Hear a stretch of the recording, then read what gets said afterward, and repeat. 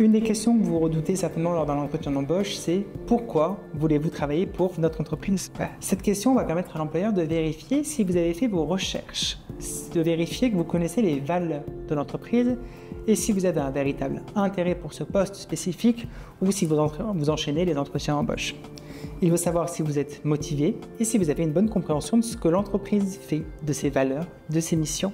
C'est aussi un moyen de tester votre enthousiasme à l'idée de rejoindre l'équipe et le projet. Alors on va commencer, comme pour toute cette série de vidéos sur les questions d'entretien d'embauche, par ce qu'il ne faut pas faire. On ne se contente pas de dire parce que c'est un bon poste, parce que c'est une entreprise connue, parce que j'ai vu de la lumière, grosso modo. Ça montre que vous n'êtes pas renseigné, que vous manquez de réflexion sur le pourquoi vous voulez rejoindre l'entreprise en particulier. Ça ne sert à rien de mentir, de donner des raisons trop évidentes. Ne dites pas des choses comme parce que vous payez bien, parce que c'est un grand groupe et que j'aimerais bien travailler dans un grand groupe. C'est pas une réponse. Ça peut paraître intéressé et surtout sans fondement.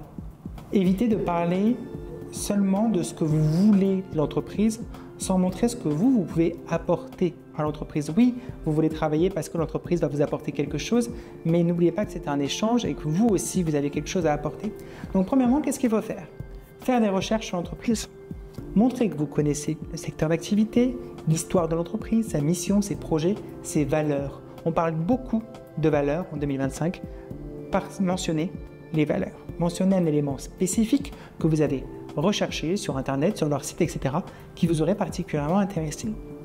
Faites un parallèle systématique entre vos compétences et ce que l'entreprise recherche. Faites le lien entre ce que vous pouvez apporter à l'entreprise et ce qu'elle recherche chez ses employés ou ce que vous avez vu dans l'offre d'emploi. Soyez sincère, ne donnez pas de réponses trop vagues ou trop diversifiées qui seraient un peu évasives.